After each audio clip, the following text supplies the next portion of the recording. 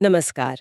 हाल ही में ना बागेश्वर धाम वाले आचार्य धीरेन्द्र शास्त्री की ऑस्ट्रेलिया से कुछ तस्वीरें और वीडियो सामने आए। हाँ, वो तस्वीरें देखी। प्राइवेट बोट पर थे शायद। जी हाँ, एक प्राइवेट बोट पर और पहने हुए थे गुची का चश्मा और एक काफी महंगी जैकेट। अच्छा, जैकेट भी। हाँ, तो ये तस्वीरें फिर तेजी से फैली और सवाल उठने लगे, है ना? बिल्कुल। सवाल यही कि जो संत मतलब अक्सर अपने फॉलोअर्स को कहते हैं कि सादा जीवन जियो, मोह माया से दूर रहो, वो खुद इतनी महंगी मतलब लग्जरी चीजें कैसे इस्तेमाल कर रहे हैं? ये एक तरह का विरोधाभास लगा लोगों को। सही कहा। और इसी विरोधाभास के आसपास ही सारी बहस घूम रही है। हमारे पास इंडिया टीवी के यूट्यूब चैनल का एक वीडियो ट्रांसक्रिप्ट है जो इस पूरे मामले को और शास्त्री जी की जो प्रतिक्रिया थी उसे कवर करता है। अच्छा। तो आज हम इसी स्रोत के आधार पर इस मामले की परतें खोलते हैं, देखते हैं कि आलोचना क्या थी और शास्त्री जी का जवाब क्या था और जवाब का अंदाज कैसा था वो भी। हाँ, चलिए शुरू करते हैं। तो जैसा आपने बताया, मामला ऑस्ट्रेलिया का है, प्राइवेट बोट। जी। और खास तौर पे ध्यान गया लोगों का गुची के चश्मे पर। और एक जैकेट जिसकी कीमत स्रोत के हिसाब से करीब 60-65 हजार रुपए बताई जा रही है। 60-65 हजार। हाँ। और यहीं से फिर सोशल मीडिया पर वो पाखंड जैसे शब्द इस्तेमाल होने लगे। लाजमी है। लोगों का कहना था कि भाई उपदेश तो सादगी का दे रहे हैं और खुद की जीवन शैली ऐसी। ये सवाल कई लोगों को बिल्कुल वाजिब लगा। हाँ, ये सवाल तो उठता है, लेकिन फिर शास्त्री जी ने खुद इस पर अपनी बात रखी है ना? हाँ, रखी। उन्होंने माना कि वीडियो उन्हीं का है और जैकेट पर उनका स्पष्टीकरण आया। अच्छा, क्या कहा उन्होंने जैकेट के बारे में? उनका कहना था कि ऑस्ट्रेलिया में ठंड थी तो उन्होंने शिष्यों से जैकेट मंगवाई और ये जैकेट किसी दीक्षित शिष्या ने उन्हें खरीद कर मतलब भेंट की थी। भेंट की थी, अच्छा। हाँ। और उनका दावा है कि उन्हें इसकी कीमत यानी वो 60-65 हजार या ये किस ब्रांड की है, गुच्ची की है, ये सब वीडियो वायरल होने के बाद पता चला। ओहो, तो मतलब उनका तर्क ये है कि ये चीजें उन्होंने खुद नहीं खरीदी। जी, उपहार में मिली हैं। चश्मे के लिए भी कुछ ऐसी ही वजह बताई। क्या? कि समुंदर में थे जहाज पर तो आंखों में चमक लग रही थी इसलिए पहन लिया और इत्तेफाक से वो भी महंगा वाला था। ये उपहार वाला तर्क काफी दिलचस्प है, क्योंकि देखिए, ये सोचने पर मजबूर करता है कि क्या जो सार्वजनिक जीवन में लोग हैं, खासकर आध्यात्मिक गुरु, हाँ। उनके लिए निजी पसंद और जो फॉलोअर्स उपहार देते हैं उसके बीच की लाइन थोड़ी धुंधली हो जाती है क्या? मतलब कहाँ तक ये व्यक्तिगत मामला है और कहाँ ये पब्लिक इमेज से जुड़ जाता है? सही कहा, ये सवाल तो है। लेकिन शास्त्री जी की जो प्रतिक्रिया थी वो सिर्फ सफाई देने तक नहीं रुकी।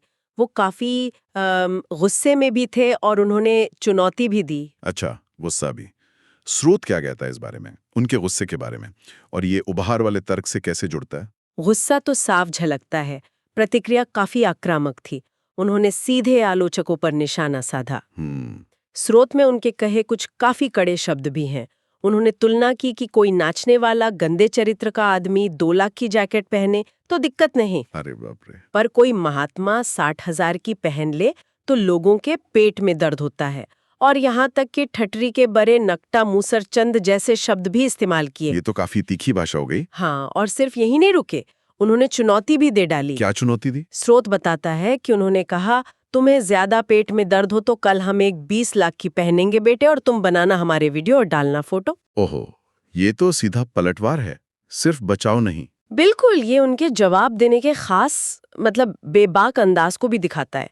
स्रोत में भी इसका जिक्र है कि उनका प्रतिक्रिया देने का तरीका अपने आप में काफी दिलचस्प होता है। हाँ, ये तो है।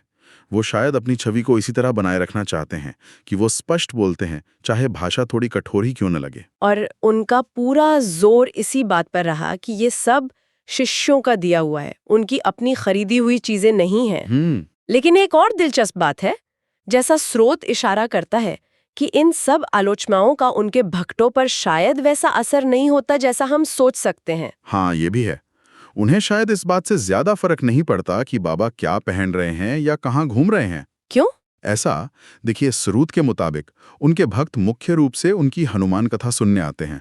उनका जो कथा कहने का निराला अंदाज है उसके लिए आते हैं। अच्छा। उनके कार्यक्रम तो दुनिया भर में होते हैं और लोग उनकी बातें सुनने पहुंचते हैं।